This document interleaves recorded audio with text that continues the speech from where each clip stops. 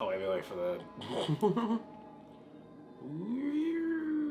I just may stay here all night. Play Super Mario. I miss it so much. I haven't, I'll watch speed runs. Yeah. Would not play it because I don't have a way to play it. That's staying in, by the way.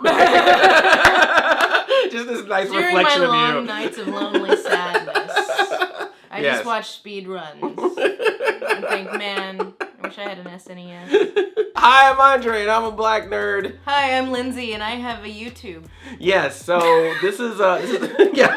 Hi, I'm Lindsay, and I'm an internet person. Yeah, we authentic. So this is round 3. Third time's the charm. I think we're there's gonna be a Transformers movie roughly every 18 months from now to eternity, and we're gonna be in walkers. Yes. We're just when we're algorithm down to 1,000 views per video, just Transformers 63, the Wrath of Sideswipe, had some pacing issues, but on the whole, it's the best one since Transformers 30. And I'm just gonna die halfway through the video. So if you want to see the trilogy, the whole plate, we did Age of Extinction together, and we did The Last Night together. So 18 months ago, we saw The Last Night together. Transformers. The last, I can't even say it. Saw it with Lindsay. At one point, I had to go to the bathroom, and when I got out of the bathroom, I looked at the theater door, and I looked at the door to leave the theater, and I contemplated. I contemplated leaving. I hardly leave movies, and I contemplated not only leaving, but leaving my friend. Abandoning you, because I just couldn't go back in there and see that movie. So I'm like, no, I'm a friend. I'm going back in. So I go back in, I sit down next to Lindsay, and I go, hey, what did I miss? And your exact line was... Harriet Tubman worked with the Transformers in the Underground Railroad. And I realized at that point I made the wrong decision.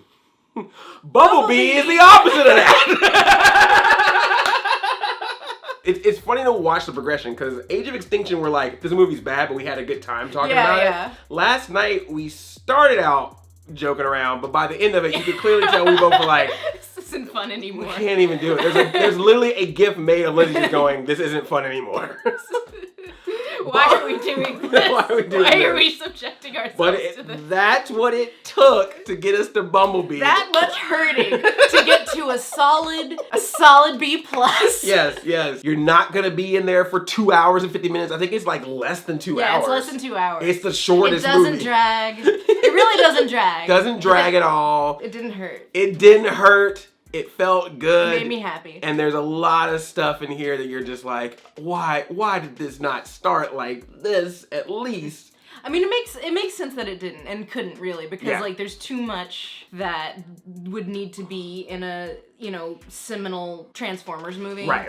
It's a different time back then. Yeah, exactly. 2007. It needed to have Optimus Prime as the lead, and this one they're like, whatever. This one had like half the budget of the first one. It had an insanely low budget, and they just clearly, it was Bumblebee and 2 Decepticons, and they just didn't care. They just you do what you want, Pat, you little stop motion adorable Travis Knight. This is the first live action one not directed by Michael Bay. He produced it. He had nothing to do with it. It's obviously he produced this in the same way that Spielberg produced the first one, which is to say he clearly had nothing to do with it. He collected a paycheck. Yeah, he walked by and go, y'all still working on it? Cool. See you later. You staying on budget. So Travis Knight is the director, and he's an animator for Leica, so he worked on Coraline, Box Trolls, Paranorman. He was director of Kubo and the Two Strings. The reason why I bring that up is because one of the things that I noticed right off the bat is the transformations of the Transformers. It was you could clearly tell an animator worked on it, because he's very specific in how Bumblebee and the other Transformers transform. You can see where this part of the car becomes this part of the robot, as opposed to presto, I'm a robot. Like, I was really impressed by that. So much more expressive. Yes. And like moved much, like looked a lot more believable in the real life environment than the previous 5. The movements and the animation was a lot more empathetic and, you know. They got the G1 designs, or they're doing closer to the G1 designs in this one. And yeah, they made Bumblebee's eyes bigger, and it's just, he is very expressive. For someone who does not talk, you can understand how he feels. Or you can see what's happening in the screen. It's amazing when you look at like the like design from movies 1 and 2, and it's just like staggering how much more just needlessly complex they are. Right. And it makes it that much harder to like see what they're doing. Yeah. I actually made a video about that. Why it's impossible. I'm gonna put it somewhere. Boom! Yes.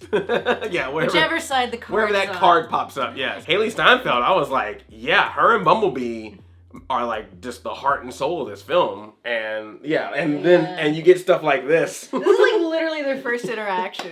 Yeah. I've been like joking on Twitter all week about like, oh, Bumblebee finally gets it in.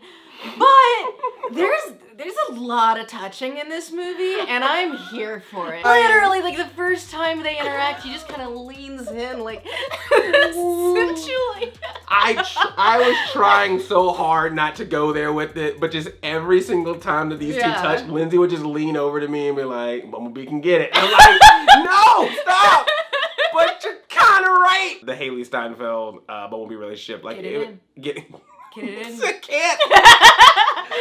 I'm trying so hard not to think of their friendship was friendship is magic.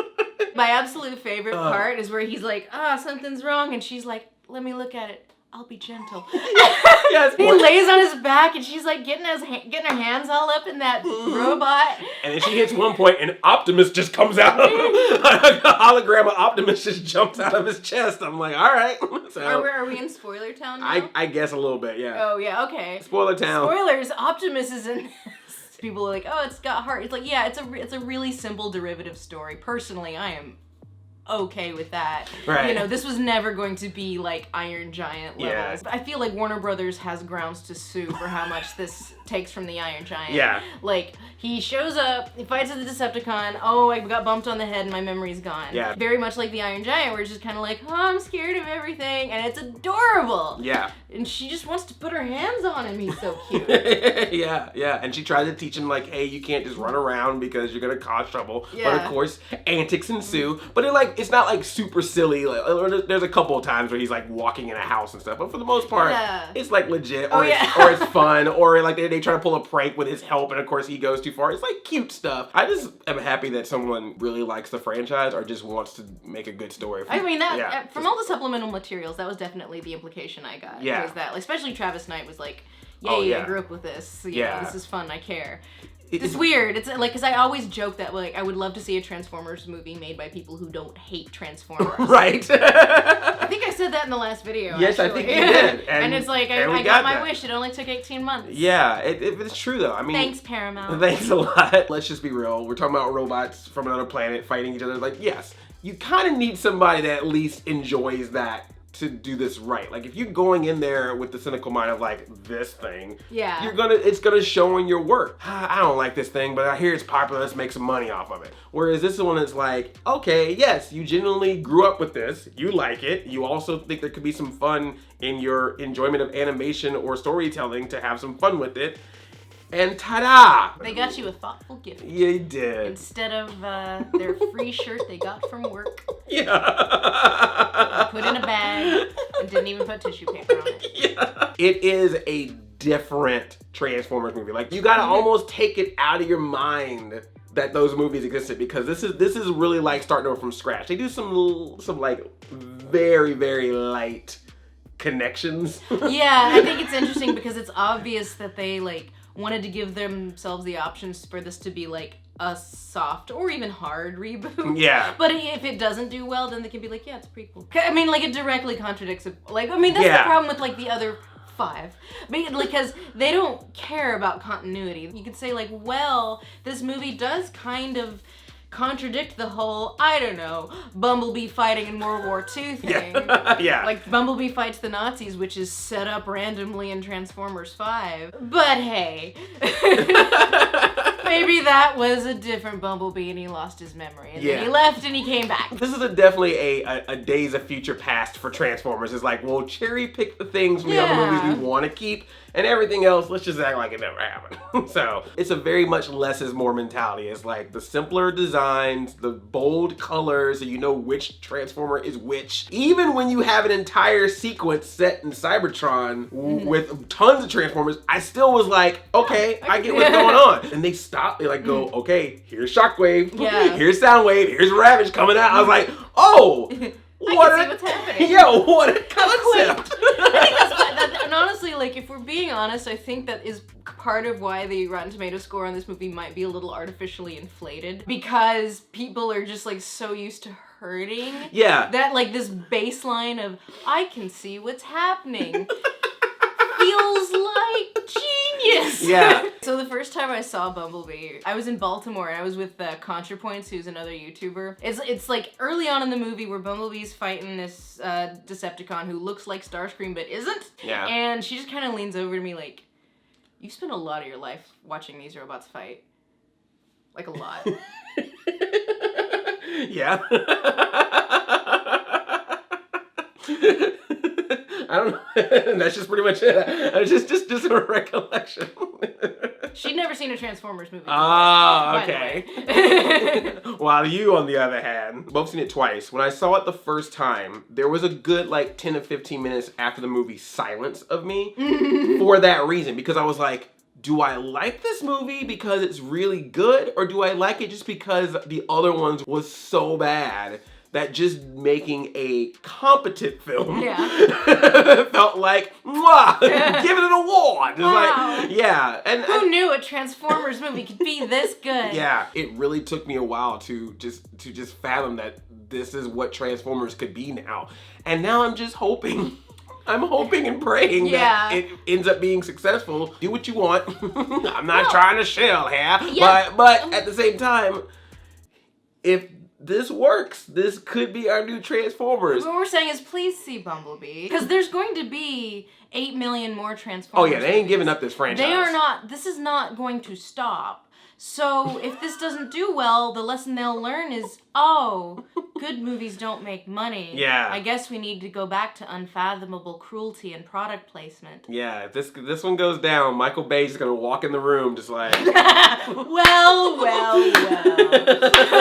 Look who's come crawling back.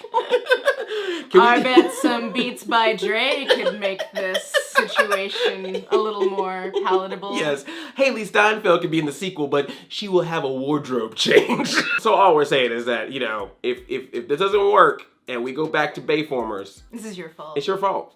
You have no more reason to complain. You have only yourself to blame. There's definitely some Cybertron scene in this, which, like, don't be late. There's a little bit in the beginning, and then there's a little bit of a flashback. But it's cool. And I think that was also a little test, too, of like, okay, if you guys like this. Yeah, I think the thing was, like, it felt like Transformers. The Wheeljack's in it. I forgot about that. Oh, yeah. I was like, there's a Wheeljack cameo at the beginning.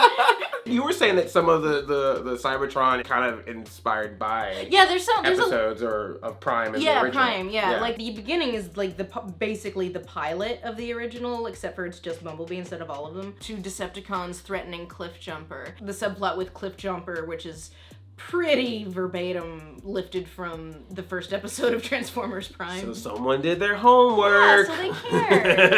They cared. It's nice that people care. It's nice to see someone care. I understand that for some people they're going to see that Cybertron scene and be like, well, the entire movie should have been like this. Baby steps. I'm not saying that I don't want that myself, but I think that we got at least... I don't think I do, because I think... I mean, Transformers always has a human sidekick. I don't think there's I think the only one that doesn't is the Critical Darling More Than Meets the Eye, the comic book. They always kind of need, like, that human element. Like, that's just a part of the franchise. Yeah. I mean, maybe it could be, like, an Into the Spider-Verse style, like an animated movie. I could see that. I don't want to get my hopes up because I feel like, ideally, it would be something like... Yeah, Transformers Prime, which IMHO is the best show they've done. It's not 80s, but it has like the core group, and like I think after Transformers Animated, they realized like, oh, well, I guess after Transformers 07 too, where it's like, instead of 1 million, let's have 5. Yeah. Yeah. And one of them's a girl. Yeah. And that's kind of been the formula ever since. But Bay never did it well, where it was just like, we have 5, but all they do is bicker. There is no chemistry between the characters because he just didn't take it seriously enough. Because I think when people say they want to see robots on screen, what they mean is they want the robots to have character and a dynamic and for you to care about why they're fighting. Yeah, I mean, even in the classic anime series, it's like there's reasons why you liked and collected or watched certain characters. Even if it was just a small trait, it was like, okay, that one rhymes. Yeah. It's like you just knew, you just remember. Like there's something about each character that made them very specific. And it was nice to see in this one, like I could feel that. Like even with the 2 Decepticons that are kind of chasing after Bumblebee, like it was very clear what their style was. Yeah. One was like trying to be sneaky and crafty, while the other one was like, I just want to blow stuff up. And she's like, look, I got an actual plan here. I'm trying to do this right. And he's like, oh, I want to blow things up. And like even like they had a dynamic. Some of the stuff that we have today is because of the Decepticons. Oh yeah, there's this like really, it's like an interconnected web. Yeah, like an interweb. Yeah. The Decepticons gave us the internet basically. Yeah. At least it's not like we're picking apart Megatron for 40 years. Like, whatever. The Decepticons come down, and there's something really cool that they do with them that I was like, wow, that's awesome. Whenever the Decepticons show up, they're like car brand cars. Yeah. Like even the Decepticons don't have brands on their car. I mean, they are obviously a branded car, but there's no logo. There's no like, it doesn't flash over the GM logo. Yeah. It doesn't flash over the Camaro. There's no giant truck of Bud Light that gets crashed into. Like it's these loving pan-overs. The only product placement though in this movie is the 80s, because they replaced all the like Xbox, Oreo, Beats by Dre to Alf Show and Mr. T cereal and hot dog on a stick. It is very 80s. Like for it to be set in 87, the movie itself feels like an 80s film. Like I could see myself having the VHS of Bumblebee as a kid and renting it, from my local video store, Blockbuster, rest in peace. Even down to like we're the swarmy bullies, but we're the girl bullies. And we're the mean girls. Yeah. Gotta have a dead parrot. That's very family film. Yeah, this is well, especially like this type of film. Iron Giant, he's dead.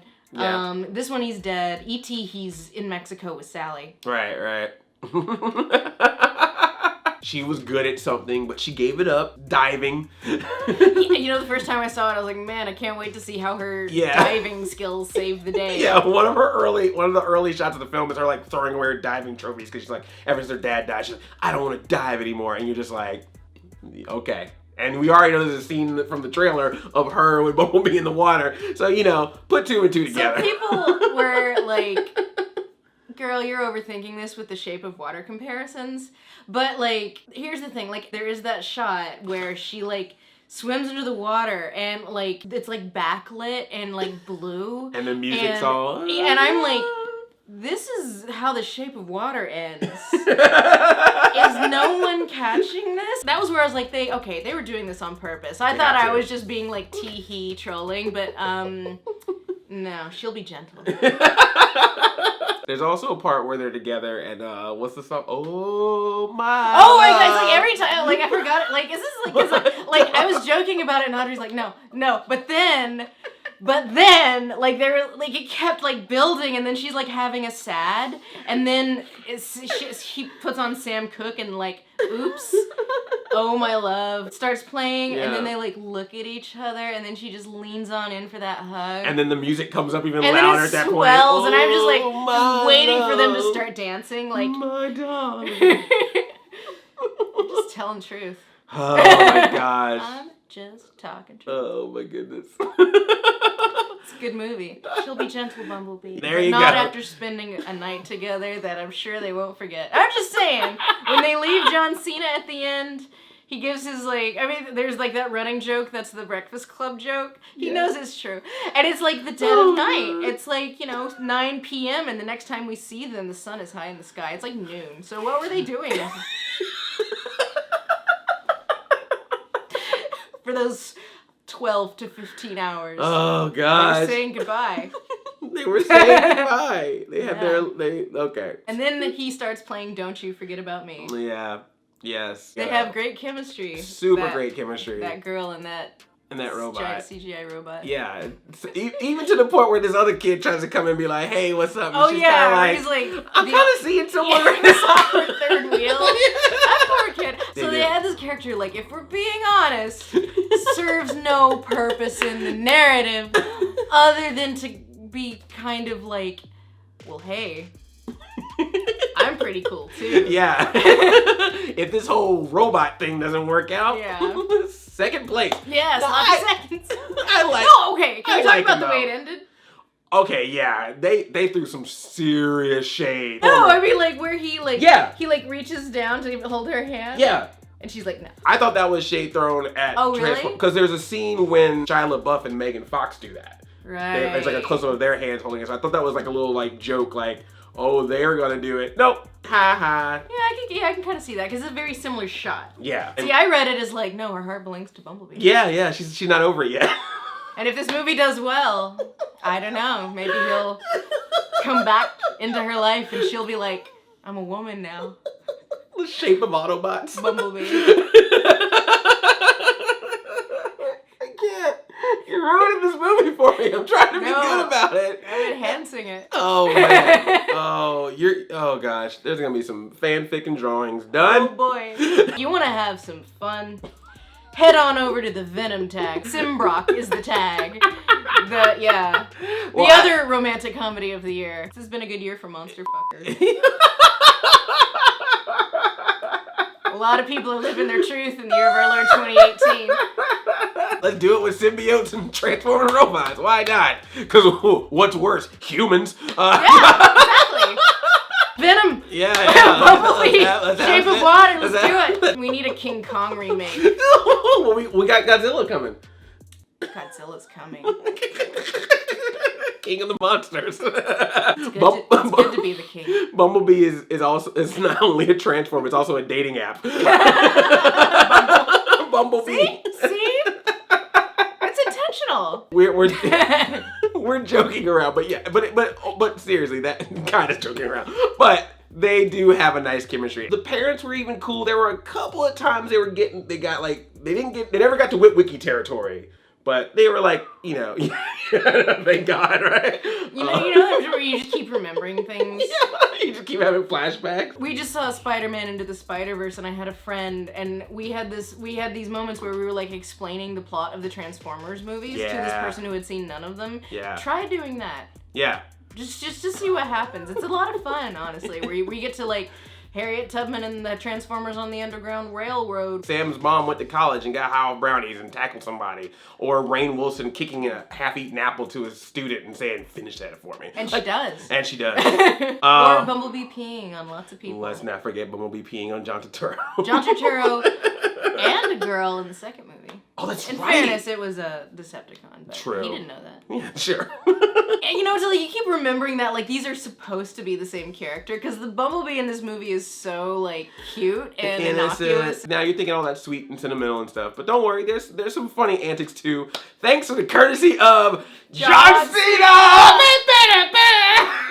I love this is a missed opportunity if you want some, universe building. John Cena is such a soldier in this movie. They seriously should just put G.I. Joe on his suit. Well, I think that's like stealth, like they're thinking about it. Yeah. Like that's the implication I got was like they left themselves the option for John Cena to star in a G.I. Joe movie that is sort of a semi spin-off for this. So yeah.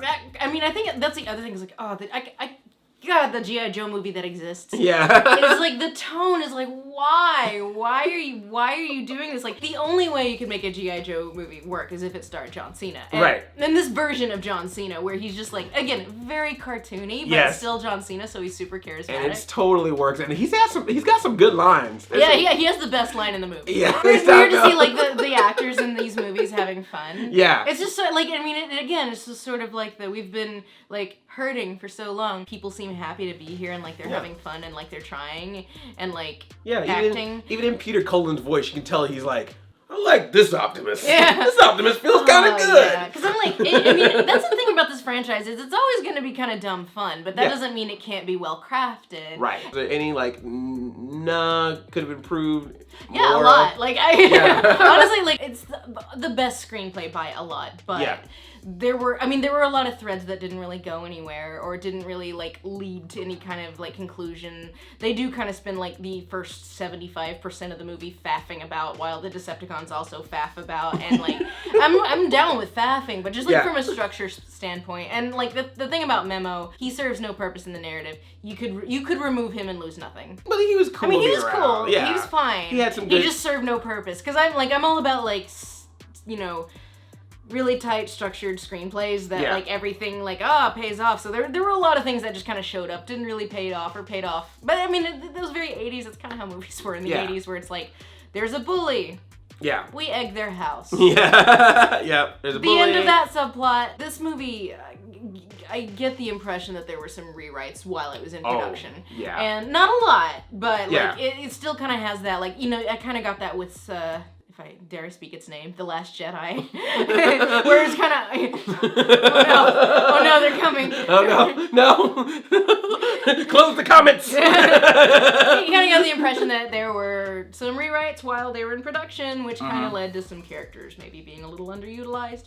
By no means a deal breaker. By no means am I saying it's like the greatest thing of all time.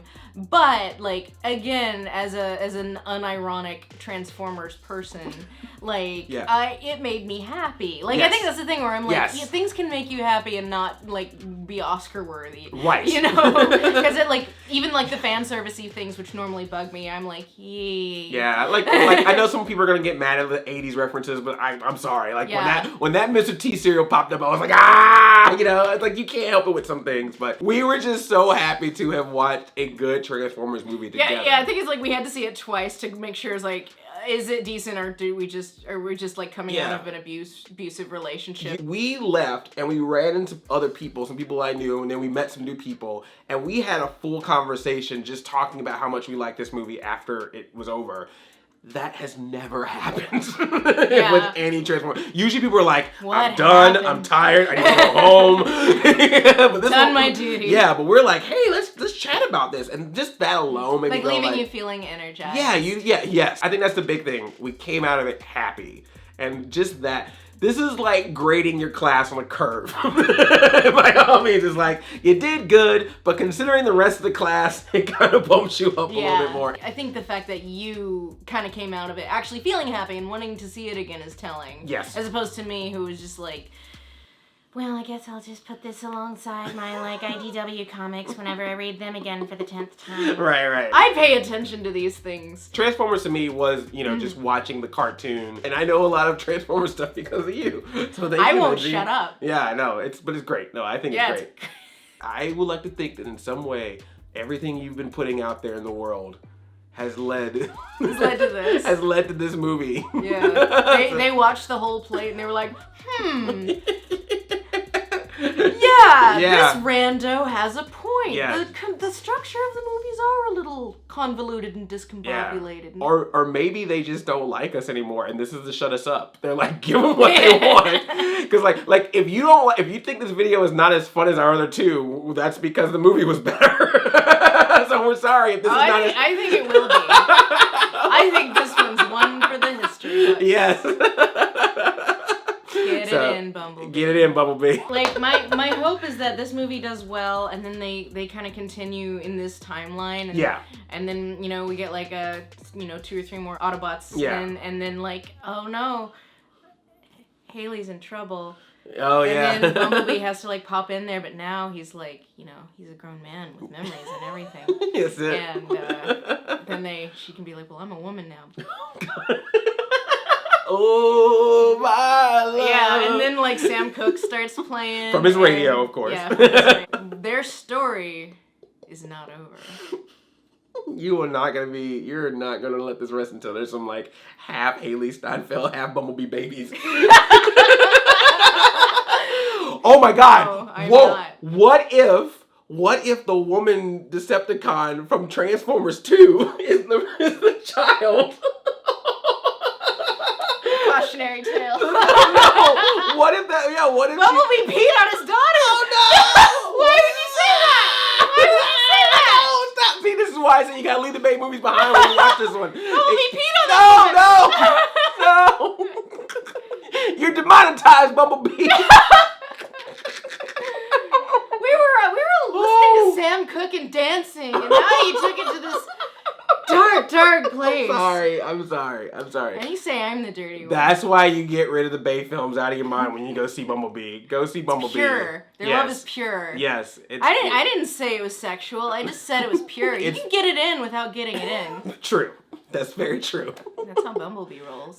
Yes. All that being said, it's good. It's a good movie. I think to go in here thinking like, I want still a Bayformers movie, but good is not what you can do. That's not what you're gonna get. You're gonna be disappointed. Yeah, this is a film that, like I said, is very 80s like. It's got a lot of heart to it. It paces itself.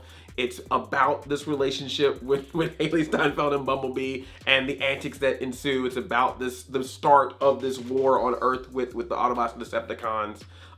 And you get Angela Bassett as a talking robot. Yeah, she had fun. And there's nothing wrong with that. Yeah. So yes, get it in with Bumblebee in theaters. Let me know if you guys see it. Lindsay, thank you so much for doing this again. I guess I'll see you in 18 months. Yeah, I'll see you in 18 months for Bumblebee 2. Yeah, we were saying, like, if this ends up going well, like, what do we do now? Like, we need another franchise to Maybe we can just be happy. Maybe we can just, like, have fun together. On the internet?